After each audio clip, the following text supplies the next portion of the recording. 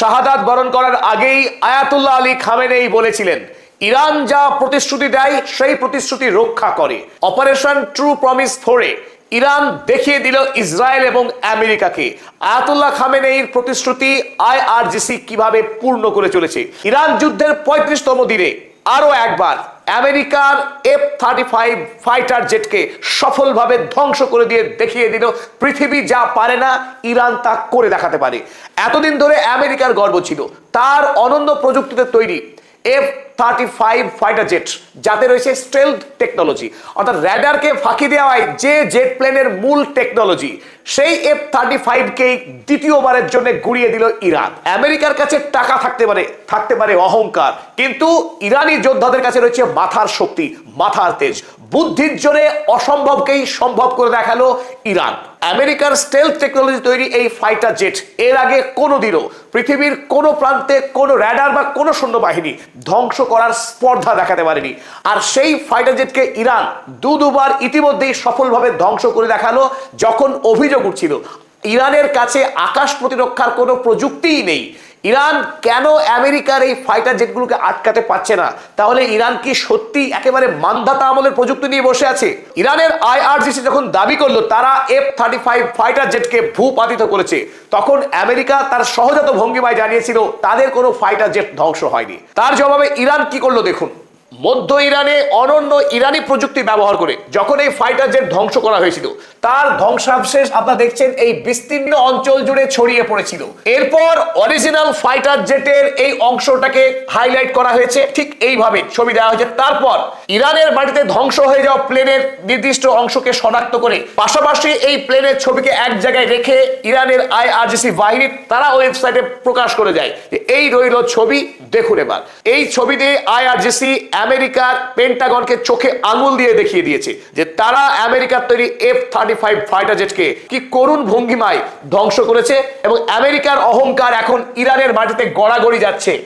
সত্যি করুণ দশা আমেরিকা যুক্তরাষ্ট্রের। ইরানের সাথে লড়তে না এলে তার ফাইটার জেট যে এভাবে ভূপাতিত হতে পারে তা প্রমাণই হতো না। যে কাজ পৃথিবীর কোনো দেশ করে দেখাতে পারেনি, সেই অসম্ভবকে ইরান কিভাবে সম্ভব করে দেখালো। আর এই কারণে আমরা বলছি ইরানের মাথার তেজ। চলুন আমরা দেখে নিই ইরান এই ক্ষেত্রে কি অনন্য প্রযুক্তি ব্যবহার করেছে।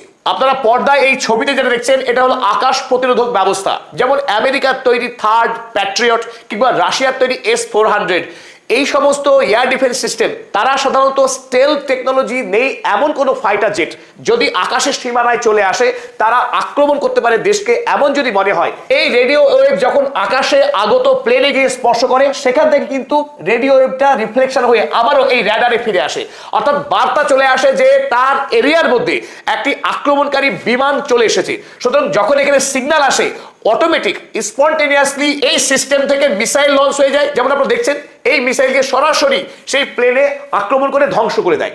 এটা হলো সাধারণ প্রযুক্তির যুদ্ধ বিমানকে নষ্ট করার ক্ষেত্রে এই এয়ার ডিফেন্স সিস্টেম ব্যবহার করা হয়। কিন্তু আমেরিকা এই পুরো বিষয়টাকে ফাঁকি দেওয়ার জন্য তারা তৈরি করলো অনন্য টেকনোলজির ফাইটার জেট, যাকে বলা হচ্ছে স্টেলথ টেকনোলজি। মানে র্যাডারকে চুরি করতে পারে, র্যাডারকে ফাঁকি দিতে পারে। র্যাডার যতই থাকুক F-35 ফাইটার জেটের ক্ষেত্রে যখন এই র্যাডার থেকে রেডিও ওয়েভ পাঠানো হবে, তারা এই টেকনোলজি এমন যে এই রেডিও ওয়েভকেই অ্যাবজর্ব করে নেবে, এই প্লেন শোষণ করে নেবে সেই ওয়েভটা। সুতরাং এখান থেকে প্রতিফলিত হয়ে এই র্যাডারে কিন্তু কোনো বার্তা আসবে না, কোনো সিগন্যালই পাবে না। অর্থাৎ আমেরিকার এই F-35 প্লেন যখন কোনো দেশে আক্রমণ চালাচ্ছে, আক্রমণ করার আগে পর্যন্ত এমনকি আক্রমণ করে চলে যাওয়ার পরেও এই আকাশ প্রতিরক্ষা সিস্টেম কোনো সিগন্যালই পাবে না, সুতরাং ধ্বংস করা সম্ভব না। তাই আমেরিকার এতদিনের গর্ব ছিল তাদের তৈরি F-35 ফাইটার জেট ধ্বংস করা অসম্ভব, কিন্তু সেই অসম্ভবকে সম্ভব করলো ইরান তারা মাথার জোরে। চলুন এবার দেখে নিই সেই টেকনোলজি আসলে কি ছিল। F-35 ফাইটার জেটকে যখন রেডিও ওয়েভ দিয়ে ধরা গেল না, তখন ইরান একটা ছোট্ট সমীকরণ কাজে লাগালো। এই F-35 প্লেন এত শক্তিশালী জেট, এবং যখন এই ফাইটার জেট বায়ুস্তরে কোনো এলাকায় প্রবেশ করে, সেই বিস্তীর্ণ এলাকা জুড়ে বাতাসে প্রচুর পরিমাণে তাপমাত্রা তৈরি করে, ফলে বাতাসে অস্বাভাবিক তাপমাত্রা বেড়ে যায়। ইরানের তৈরি এই র্যাডার তারা প্লেনকে খোঁজে না, তারা বরং বাতাসের কোন অঞ্চলে অস্বাভাবিক তাপমাত্রা তৈরি হচ্ছে সেই সিগন্যাল খোঁজে, যাকে বলা হয় heat seeking defence technology. Iran কাজে লাগিয়েছে তার দেশের তৈরি হিট সিকিং ডিফেন্স টেকনোলজি। এই র্যাডার কিন্তু স্পষ্ট দেখতে পাচ্ছে যে আকাশের এই অঞ্চলে হঠাৎ করে তাপমাত্রা অস্বাভাবিক বৃদ্ধি পেয়েছে। তাই র্যাডার থেকে সিগন্যাল পাঠানো হলো এবং উত্তরে এলো যে ঠিক এই অঞ্চলের তাপমাত্রা অস্বাভাবিক বৃদ্ধি পেয়েছে। আর এই রেডিও ওয়েভ যখন র্যাডারে ফিরে এলো, ইনস্ট্যান্ট খবর হয়ে গেছে যে এখানে একটি আক্রমণকারী বিমান এসেছে। অতএব শুরু হয়ে গেল মিসাইল হামলা। সেই মিসাইলকে এখানে সরাসরি আক্রমণ করে ধ্বংস করে দিল আমেরিকার তৈরি F-35 ফাইটার জেট। আর তার সাথেই আমেরিকার গর্বের ইতিহাস, সামরিক ইতিহাসকে চূর্ণ বিচূর্ণ করে দেখালো ইরান, যা পৃথিবীতে না কোনোদিন হয়েছিল, না কেউ কোনোদিন স্পর্ধা করতে পেরেছিল। ইরানিরা এখানেই প্রমাণ করে তাদেরকে ধ্বংস করা আমেরিকার মতো 250 বছরের রাষ্ট্রের অসম্ভব। যে রাষ্ট্র গত 4000 বছর ধরে অক্ষত রয়েছে, যার এত মজবুত সভ্যতার ইতিহাস রয়েছে, সেই রাষ্ট্রকে ধ্বংস করা অত সহজ কথা নয়। ইরানকে ধ্বংস করা মাথা মোটা ট্রাম্পের পক্ষে সম্ভব নয় কোনোভাবেই। F-35 ধ্বংস হওয়ার পর তার ক্লোজ শট নিয়েছে ইরান।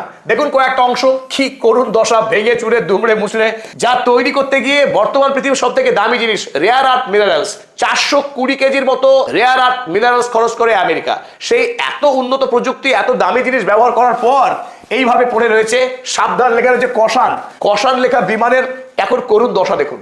এরপর IRGC তারা তালিকা প্রকাশ করেছে ইতিমধ্যেই যুদ্ধের 35তম দিন পর্যন্ত তারা কতগুলি মার্কিন ফাইটার জেটকে ধ্বংস করেছে। একবার চলুন চোখ বুলিয়ে নিই। প্রথমত F-15 ফাইটার জেট 4টি ধ্বংস করেছে, তার মধ্যে 3টেই কুয়েতে। F-16 ইতিমধ্যে 2টি ধ্বংস করেছে, F-18 1টি এবং F-35 2টি। সুতরাং সব যদি আমরা যোগ করে নিই একবার, তাহলে দেখবো 9টি মার্কিন ফাইটার জেটকে ইতিমধ্যেই ইরান ধ্বংস করেছে। হ্যাঁ, ধ্বংস আরো অনেক বেশি করা দরকার ছিল, সন্দেহ নেই। ইরান মিসাইল এবং ড্রোন টেকনোলজিতে যতখানি উন্নতি করতে পেরেছে, আকাশ প্রতিরক্ষা ব্যবস্থার ক্ষেত্রে ইরান অনেকখানি পিছিয়ে রয়েছে। তার পশ্চাতে কারণও রয়েছে। 47 বছর ধরে ইরান সারা পৃথিবী থেকে আইসোলেটেড, বিচ্ছিন্ন হয়ে রয়েছে। ব্যবসা বাণিজ্য করতে দেওয়া হয়নি, তার দেশে বিদেশ থেকে সরঞ্জাম বিক্রি করেনি কোনো দেশ। এত প্রতিকূলতা সত্ত্বেও ইরান যে লড়াইটা আমেরিকাকে দিচ্ছে, ইসরায়েলকে দিচ্ছে, পৃথিবীর কোন রাষ্ট্রই বা পেরেছে, কবেই বা পেরেছে? তো যে লড়াই ইরান দিল, সেটাই মানব জাতির ইতিহাসে সুদীর্ঘকাল লেখা থাকবে স্বর্ণাক্ষরে। ইরানের পার্সিয়ান গালফে গত রাতে আল কেশম দ্বীপে আরো একটি ফাইটার জেট ধ্বংস করেছে ইরান। আমেরিকা যুক্তরাষ্ট্র যথারীতি মানতে চায়নি, কিন্তু গত রাত থেকেই পুন করে ঘুরছে আমেরিকার ড্রোন সেই ধ্বংসাবশেষকে উদ্ধার করবার আশা নিয়ে। একজন মার্কিন কমেন্টেটর তিনি লিখেছেন, যদি ফাইটার জেট ধ্বংসই না হয়ে থাকবে, তাহলে মার্কিন জেট এখানে চক্কর কেন কাটছে?